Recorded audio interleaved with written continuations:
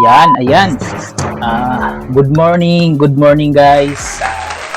Umagang umaga. Huwag yun ang pansinin yung mga background ko dito, huwag yun ang pansinin yung kung ano yung ilaw. Pansinin nyo na lang yung mga kwento na ibabahagi ko ngayon sa podcast natin at itong sa content na ginawa ng Banjok TV. Ang YouTube channel ko po is Banjok TV. Sa mga bagong nag-subscribe sa akin, kahit di pa naman ganun kadami, pero sa mga bagong nag-subscribe, maraming salamat. Ate, nasalubong ko pa sa daan, yung namalengke ako, nasabi niya, oy, nag-subscribe ako dun sa YouTube channel mo, yung ano ba yun, yung Banjok TV.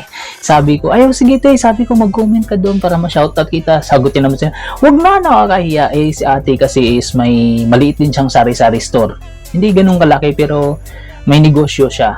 Kaya sa may mga tao na mahilig sa negosyo, pasok kayo dito sa podcast ko. Ang pag-uusapan natin ay regarding sa business na hindi man siya ganun kalaki, hindi siya ganun kalago na, hindi pa siya nag-uumpisa pa lang sa baba, hindi pa siya ganun kalawak, pero mapapalago yan kung susunod tayo sa conforme sa disiplina na gagawin natin. Pero bago ang lahat pala guys, habang gumagawa ako ng podcast ngayon, gumagawa tayo ng videos, gumagawa tayo ng content, gumagawa tayo ng YouTube channel natin. Ito, nagbabalat ako ng pugo para ibibenta natin mamaya. At saka na rin, kailangan din nating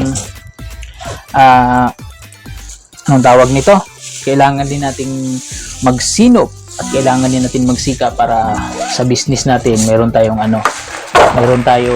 income. Ang podcast lang naman natin ngayon, yung pag-uusapan natin tungkol dito sa podcast na gagawin ko. Pasensya na kayo, medyo magulo konti. Pero ang podcast na gagawin ko ngayon ay tungkol ito sa isang kaibigan na namasyal siya sa pwesto ko. Noong mga unang araw pa yon. Namasyal siya dun sa tindahan. Mga mahigit siguro mga ilang oras din siya nag-observe dun sa akin. Nagkwentuhan kami. Una, bumili siya ng mga merienda, kinakamustahan kasi nag-resign ako na nga ako sa trabaho, tapos siya nag-resign na rin siya. Ngayon, yung sa mga deliver daw siya ngayon. Hindi ko na sabihin kung ano yun. Alam nyo na yun kung ano yung mga parcel na dinideliver niya. Hindi naman tayo nag-endorse ng ganun eh. Ang sa akin lang, sabi niya, uy, parang naging iba yung linya mo na ngayon pre.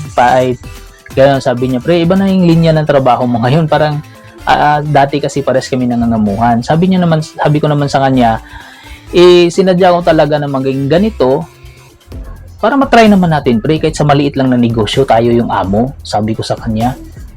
Oo nga, napaisip siya doon.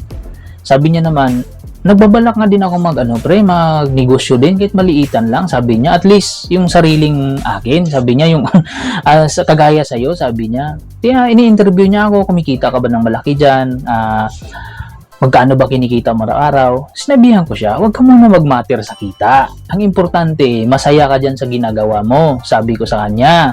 Masaya ka dyan sa ginagawa mo, yung napipil mo na hindi ka pressure, walang nag-aano sa'yo, walang nagkukuman sa'yo, ikaw yung masusunod, sabi ko sa kanya. Kasi, kung ganun yung proseso una, pre, ang the rest, to the follow, dyan mo lang malalaman yung ang kita sa huli na yan eh. Sabi ko sa kanya, unahin mo muna kung ano yung negosyo na babagay sa'yo. Nag-isip ako, pre, gusto kong pasukin yung mga ganito, papasok ako ng mga yung mga ganyan, mga sikat na mga street food, papasok ako sa ganung ihaw. Naisip ko rin, dito sa lugar namin, napakarami niyan. Ang naisip ko minsan, pagdating ng hapon, maraming naghahanap ng merienda, maraming naghahanap ng kung ano-anong yung mga panglamang tiyan ng mga bata minsan, mga nagbibiyahing, gusto nila yung madali ang luto lang. Sabi ko sa kanya. So naisipan ko magbenta nito, magbenta ng quick, magbenta ng fishball, magbenta ng chicken ball, kikiam, quail egg, hotdog na maliliit. Sabi ko sa kanya, doon ako nagbase. Na nung sinubukan ko siya, nung una, wala pa masyadong nakakilala, ganun, mga bata pang yung bumibili. Yung minsan may mga bumibili na, tapos yung sauce, pinag-aralan ko talaga yung sauce. Kahit paano, sabi ko sa kanya, nag-restaurant naman ako dati. May background ako kung paano gumawa ng sauce at saka tinuruan din ako ng kapatid ko. May gabay din ako sa kapatid ko. Kaya sabi ko sa kanya, ayun, na manage ko yung ganito, sabi ko. At saka pagkatapos nun, next na gagawin mo, titingnan mo sa paligid nyo kung ano yung wala. Yun ang ibibenta mo kasi wala kang kaparihan yan. Kasi mas maganda kasi kung may gagaya man sa'yo, ikaw na yung nauna na nagbenta ng ganong produkto, sabi ko sa kanya. Kasi kung gagaya ka pa na may kainan dito, dun sa unahan may kainan, magkano yung puhunan yan, baka malulugi ka kaagad, sabi ko. Kasi hindi basta-basta mamuhunan sa ganon kalaki ng mga paninda. Business, sabi ko sa kanya. Ayun, kwentuhan kami ng kwentuhan, guys. Tapos, napaisip lang siya. Ayun, dumating na yung mga tao. Naputol yung pintuhan namin. Biniro ko siya. O sige, may motor naman siya. Doon na siya sa gilid ng kapark. Sabi niya, observe ka lang sa akin kung ano yung ginagawa ko. Sabi niya. Tapos mag-isip ka kung anong gusto mong pasukin. Doon lang siya, bumibili siya ng mga paninda ko, cake yaman. Merienda lang siya doon. Nakaubos din higit yung pare ko ng 70 pesos yata. Ayun, kinakain niya lang doon. Nag-message sa akin. Mga lampas 1 oras din yun. Kasi wala siyang ginagawa namasyal naman sa akin. Alam niya naman hindi ako manginginom talaga. Pero kung magkukwentuhan kami. Kasi ang style ko kasi, hindi niya ako mayaya sa ganun. Kasi ang gusto kasi, pag umiinom ako, yung pagkatapos matutulog na. Yung gabi, ayoko yung umiinom ng walang dahilan, sabi ko sa kanya. Kaya yun, hindi niya ako mayayaya. Pintuhan lang kami tungkol sa business. Ayun, humingi siya ng tips sa akin. Diba? Parang nakakalubag loob guys, na ganito palang kaliit yung inumpisahan nating business. Ganito palang kaliit yung nagsisimula tayo sa mga negosyo.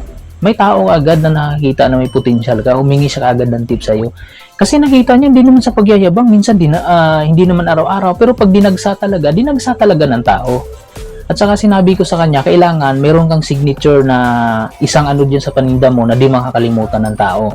Sabi ko sa kanya, kailangan magaling ka mag-sales talk, magaling ka makipag-communicate sa customer, number 1 yan. Sabi ko sa kanya, kailangan presentable yung binibenta mo, malinis. Sabi ko sa kanya, kailangan yung mga sauce mo masarap, yung ganon-ganon. Sabi ko sa kanya, sabi niya, magastos ba? Paano lulutuin? Sabi ko sa kanya, hindi. Sabi ko, hindi magastos, pre. Sabi ko sa kanya. Kasi nga, ako kasi naniniwala ako sa kasabihan pag ayaw, maraming dahilan. Pag may gusto, maraming paraan. Naniniwala ako sa ganyan. Sabi ko, dito sa ganitong business, kasi ikaw na yung nag-handle ngayon dyan, kailangan dito huwag ka tatamad-tamad. Kailangan productive ka parati sa araw-araw. Kailangan, parang role model ka sa mga customer mo na ikaw active ka na nagtitinda. Sabi ko, pero kung nakakaramdam ka ng masama yung pakiramdam mo, hindi mabuti talaga pakiramdam mo, sabi ko, magpahinga ka, huwag mong pilitin. Kasi bagkos na minsan, nagpapakabayani tayo dyan na magtinda tayo kahit sobrang sama pakiramdam natin. Paano kung lulala pala yung nararamdaman natin sakit? Baka mas lalo pa tayo hindi makapagtinda, matatagalan pa tayo makapagtinda, yung mga customer mo hindi na babalik sa'yo yan. Pero kung mga isang araw absent ka, kinabukasan nagpaliwanag, hindi maganda pakiramdam ko, ganito, ganyan. So, naiintindihan ngayon ng mga tao yan. Naiintindihan ngayon ng tao. So, yun ang sinabi ko sa kanya. Tapos, sabi niya naman okay. Tapos, katagalan, sa kaka-observe niya, lumapit siya sa akin. Sabi niya, may naisip na pala ako na, ninegosyohin, sabi niya. Sabi ko, sige, wag mo na ikwento sa akin kung ano yan kasi baka mausog. Binido ko siya ng ganon. Pero binigyan ko siya ng tips. Unang tips ko sa kanya, kasi alam ko naman, masinop din yung tao na yun kuripot din yun. Sabi ko, unang tips, pre, pag mag-uumpisa ka magtinda, wag kang mangungutang. Sabi ko, kailangan yung puhunan mo, isarili mo. Sabi ko sa kanya. At tapos, kung namumuhunan ka, wag mo kaagad ibuhos. Sabi ko, unti-untiin mo, obserbahan mo kung yung tinitinda mo ba is magkiklik ba sa tao. Magkiklik ba sa mga customer na bibili sa'yo. Pangalawa, kailangan magaling ka mag-sales talk at magaling ka makipag-communicate sa mga namimili sa'yo. Kailangan mabait ka.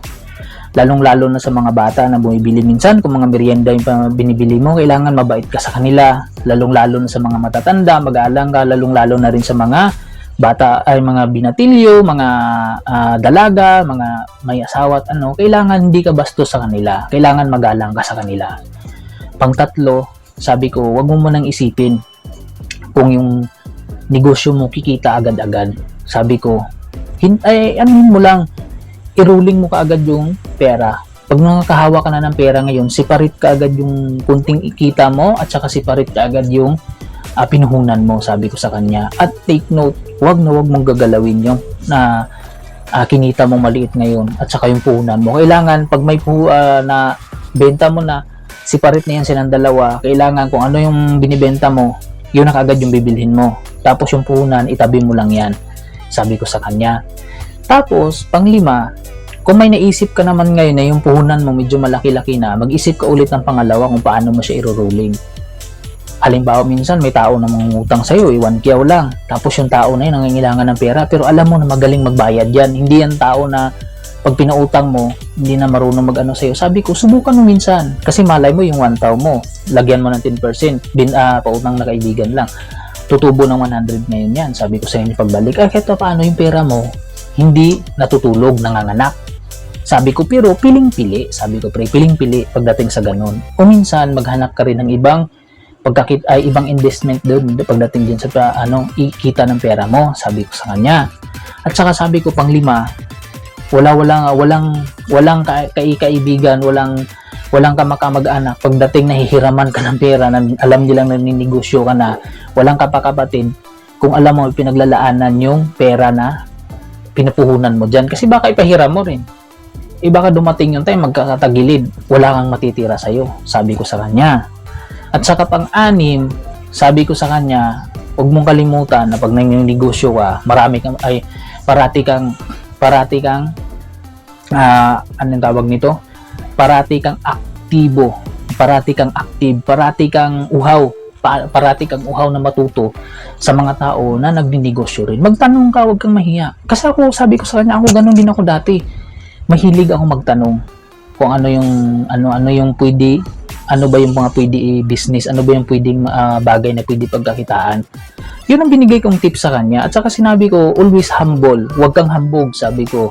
Parati kang magpakumbaba, sabi ko, pagdating sa negosyo, sabi ko sa kanya. At mamili ka rin ng tao na tatanungin pagdating sa business na alam mo talaga na yung mga mga tao na yan is icon na sila pagdating sa negosyo. Ako, ang inspirasyon ko is isang tao, isang subscribers ko rin na sari-sari store to.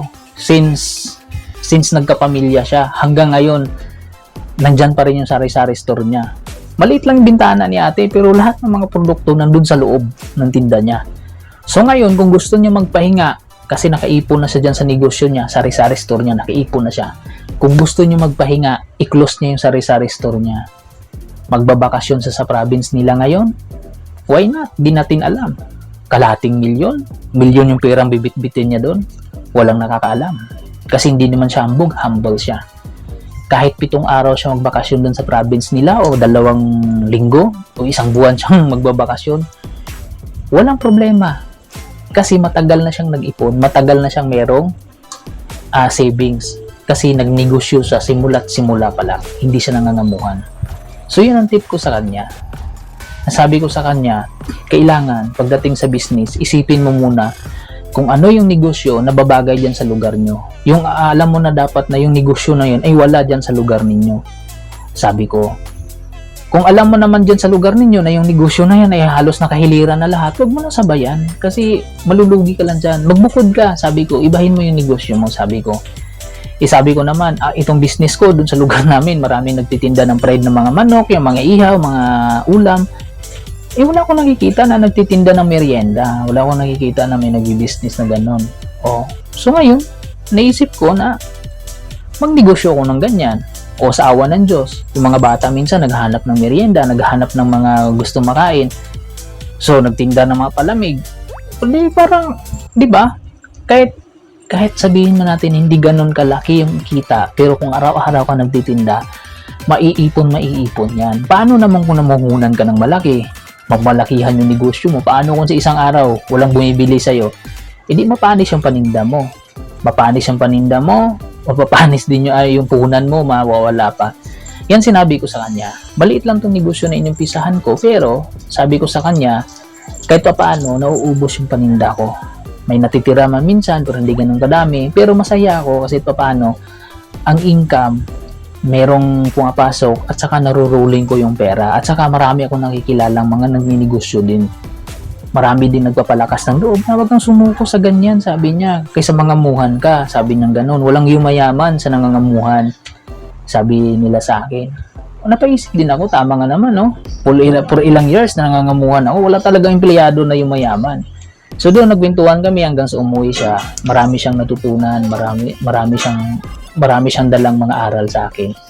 At saka sabi niya, maraming salamat pre, sabi niya sa advice mo. 'Di ba nakakataba ng puso na ganito pakaliit yung channel natin, may humingi na ng payo natin kaagad. Maraming salamat din guys sa pagsuporta ninyo sa aking channel, sa Banjuk TV. Sana huwag kayong manawang mag-subscribe kasi marami pa tayong podcast dito na pag-uusapan regarding ito sa mga business na maliliit. Dito lang ako nagpo-focus. Gusto ko kasi yung hindi ako nagka-copyright dito sa YouTube. Gusto ko kasi yung sarili kong akin, yung original na kung sino ako. Yun ang gusto kong ipalaganap dito sa channel na ito. Sana huwag kayong mga kalimot na mag-like, mag-comment, mag-subscribe at saka sasagutin natin yan kung mababasa natin. Yun lang, maraming salamat. Sana huwag mong kalimutan mag-subscribe, Banjuk TV.